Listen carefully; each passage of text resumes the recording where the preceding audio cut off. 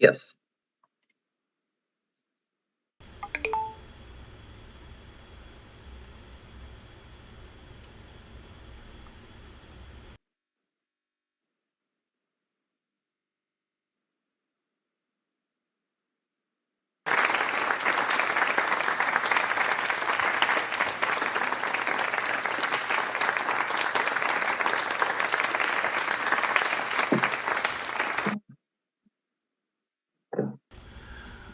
What's going on? We have just finished the World Chess Online Championship. That means this is the first ever championship online.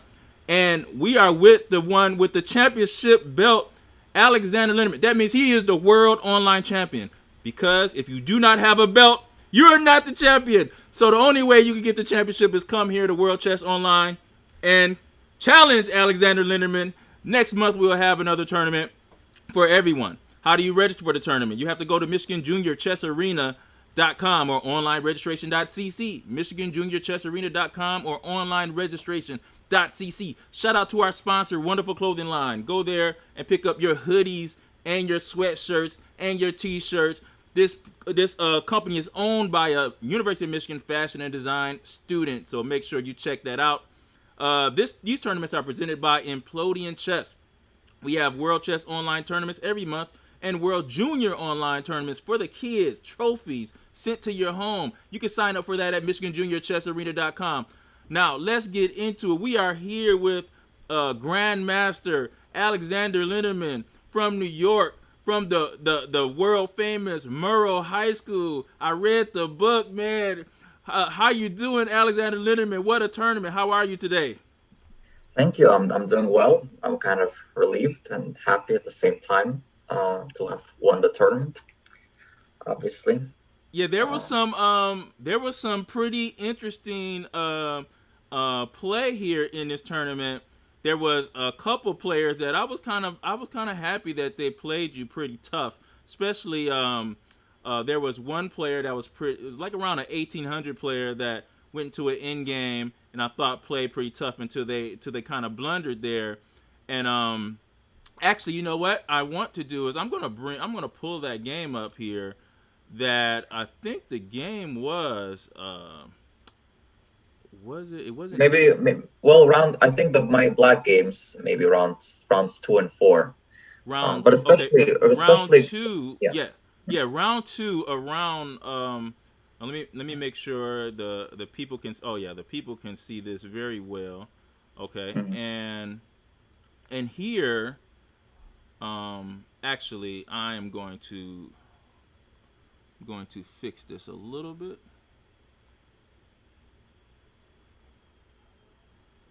Yep. And I will. Yes. Okay. So here in this game, this was you against Avenor, and Avenor is has a Lichess rating of around 1700. And I know you're playing this defense, and I'm gonna flip the board here to look at it from Black's perspective. I also play this defense too. I actually love this this defense. I hope it doesn't catch on much, but I love this here. You went into an end game, and what was your strategy going into an end game here against a lower rated opponent? Well, actually, I think honestly speaking, going into endgames is usually working very well against players, especially non-masters, because okay, if it's a complex enough endgames with most of the pieces on the board, it's actually you have to show a lot of chess understanding of where to put the pieces, and usually, actually, end games is where I win most of these games against lower rated pretty easily. It's my biggest risk is if I get caught in some opening line that I'm not aware of, like against James Canty, or if I blunder some tactic. But usually in end games, I feel pretty confident that I'll be able to outplay a low rated player. So yeah, this game I wasn't really ever worried. I mean, I know it was maybe not a super easy game, but I was also never worried really that much that I wouldn't win it because I felt like I kind of always had it in control.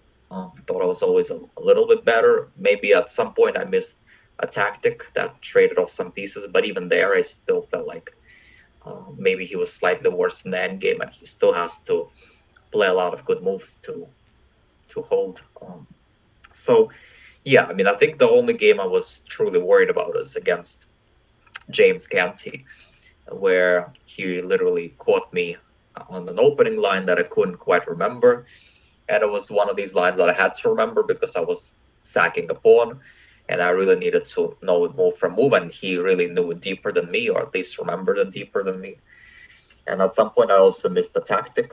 Well, Um, hold on. We'll get into that game. Actually, I want to get into this game, but I have a question here that uh-huh. I want you to help us with because Mhm, the unique thing about me and the reason why I like doing these interviews with you is because mhm. as a coach, I have a big connection with players that are not titled, right?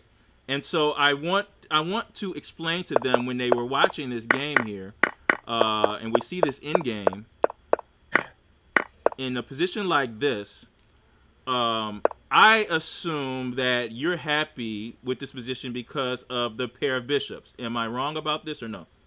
Oh, you're absolutely right. The definitely two bishops is a very nice bonus in this position because if he doesn't have anything concrete, I will be able to chase away the knight, and it's not like he has real compensation for the two bishops because his knights don't really have outposts. Okay, he has a reasonable enough position, but in the long run, it's one of these positions that you have to be very precise to hold the balance. I mean, maybe white is not so much worse, if at all, but you still have to. If you make a couple of wrong moves, you will get a worse position. I think here. Okay, and one more question about this type of a game. So I think the when I look at when I'm teaching players that are, I would say, under 2,000 level, I think the biggest thing they have a problem understanding is the pair of bishops and what do they do with them. So, Yeah. for instance, like in this position right now, the bishop on d6 isn't so active right now. But what would the plan be going forward to make those bishops utilizing those bishops and make them very effective? Well, I think my number one priority here was that my king on c8 is not so great. My rook on a8 is out of play. So my goal is first of all just to consolidate. So play something like rook d8, bishop f8, c6, shoo that knight away, king c7, and knight b6, and play moves like that just to stabilize the position. And then once certain things clarify, then I'll decide how I'm going to play with the bishop. But at this particular moment, the most important priority for me is just to consolidate. Because if I have a permanent advantage, like whether it may be a space advantage, um, a two bishop advantage, or even it could be better structure, maybe even material advantage, like I'm a pawn or whatever. In such situations, the most important thing is to eliminate opponent's dynamic counterplay, and then if you can maintain your advantage, you will be better. So I think the onus is on white to be able to create some concrete problems, which to his credit he did. He found a very nice, interesting tactic which traded off. Yeah, and I should not have. I mean, I blundered it, of course. This rookie one, knight Yeah. f4. Really just blundered it. I should not have allowed it. I should have just played bishop f8 first Mm-hmm. instead of going c6. I think. Um, and then I think I would win the game more slowly. But as it happened, okay, this end game is a little bit annoying because now I lost my two bishops, and the only thing I can bank on is maybe the e pawn is a bit weak. So here he definitely has much better chances of holding it. But then, unfortunately, yeah, he made some mistakes, and then the game kind of fell apart for him. But I believe here he's probably okay, if not better. Yeah, Um, that's for someone that's not a title player, I mean that's got to give him a boost of confidence that he was just in the fight. And so I was happy for him in this position as we were analyzing and commentating on this position here, just to yeah, he have found this knight. He found this knight f4 move that I didn't see. So that's definitely a very, very positive thing for him for sure. yep. All right, we're gonna get into the actual game, man. This game here. Oh man, and I always say though, our Detroit's very own James Canty is always one of the best prepared players that I've ever met when it comes to out of the opening.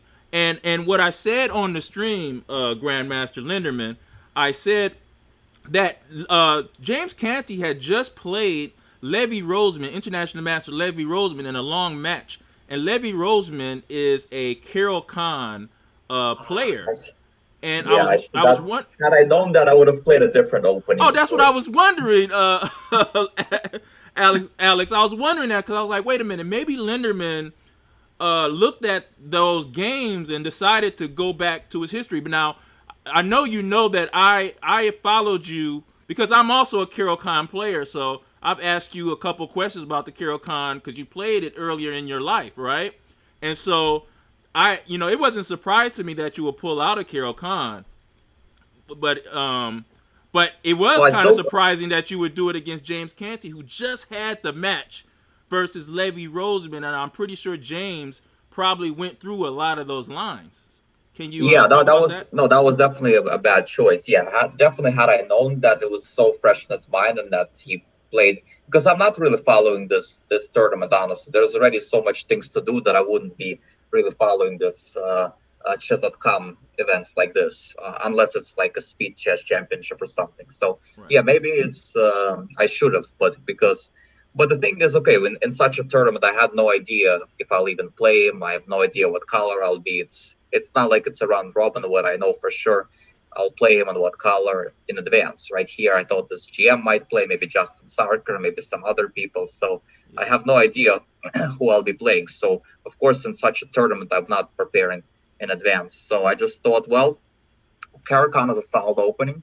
And actually, oddly enough, I didn't really mind the draw with black because James Canty gave up a draw the round before, and I thought if I draw him with black, I'd probably win the last game with white. I still get clear first. Yeah. So I mean, I didn't particularly mind the draw, and I actually offered it once I realized that I didn't really remember the line. But to his credit, he declined it, and immediately, actually, I blundered the tactic, which in position which maybe already was difficult for me, but yeah, a blunder Well, that he consisted. Yeah. let's get into that. So, what? Tell me, let me know what was the moment. What move did you think like, oh, I'm not in my my prep. So this is still fine. This is still prep. So Okay. takes castle, and this I still remembered. Yeah, queen b6, and I think rook d8.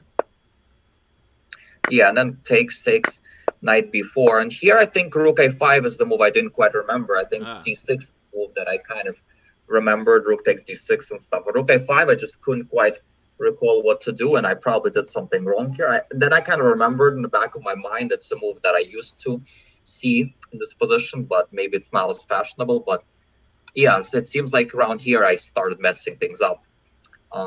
And so I did, and I didn't remember the line, and he was playing instantly. So here I played a6 and offered a draw. And maybe a6 wasn't even the best move. At least I wanted him to think a little bit about the draw offer and make him slow down a little bit.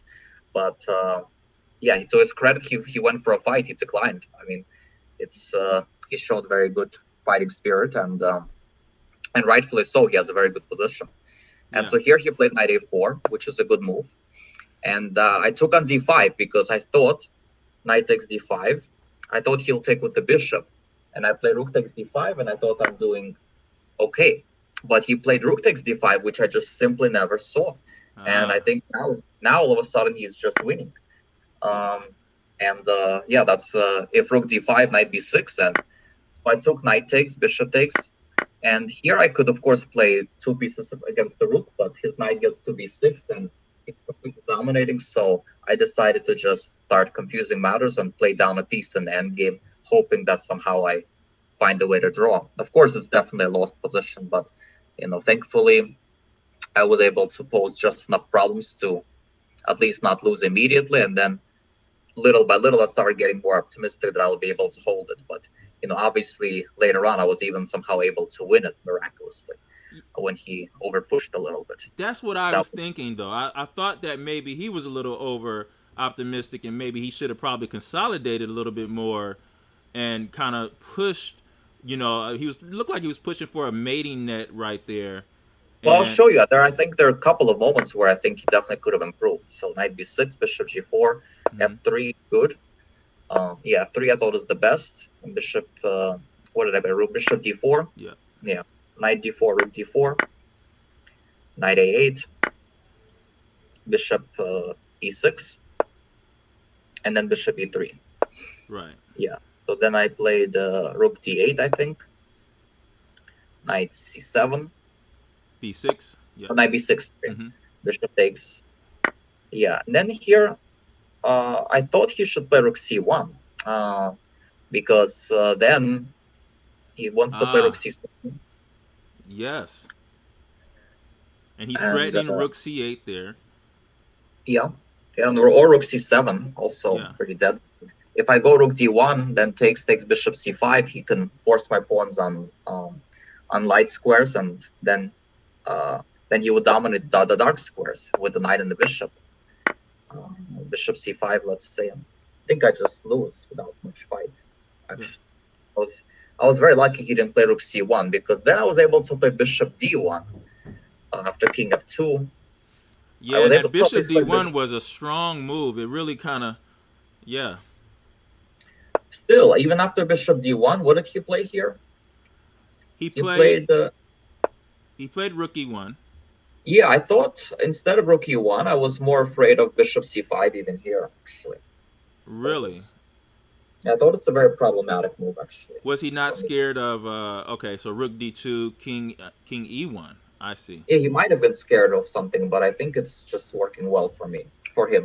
And I think the point is he wants to make me push that e pawn because then the dark squares become very weak. Because what happened in the game was rook e1, f6, and all of a sudden now I can play e5, king f7, and I sort of consolidate. So my goal was just to consolidate this piece for 2 pawns to make it sort of like seem like a little bit of a fortress. I mean, I know it still should be completely lost, but at least now he really has to work to break through. Whereas I think he could have really just killed me immediately, Yeah. and that was so no. This was super lucky for me. Obviously, I couldn't have dreamed to save the game, let alone win it. That was he Yeah. really could have won the game. So what can I say? Well, hey, Um, that's what I chalk that up to experience. I mean, you know, hey, yeah, maybe he was excited or nervous. Obviously, right. I mean, hey, you're playing Alexander Lenderman now. I mean, hey, I was nervous too. well, actually, it reminds me of this tournament that the first time I played this Implodians. Then I think Jim Canty was on a complete losing end. He was down like 2 rooks or something at 4 piece against this guy. I don't remember what his name is, Wolf or something on Lead Chess. He's a pretty good player, but Yeah. 1600. He was completely outplaying Jim Canty, and then with low time he made this mistake. So I guess what goes around comes around. Yeah, I guess so. Well, hey, we really appreciate it here. The Implodians really appreciate you participating in these tournaments.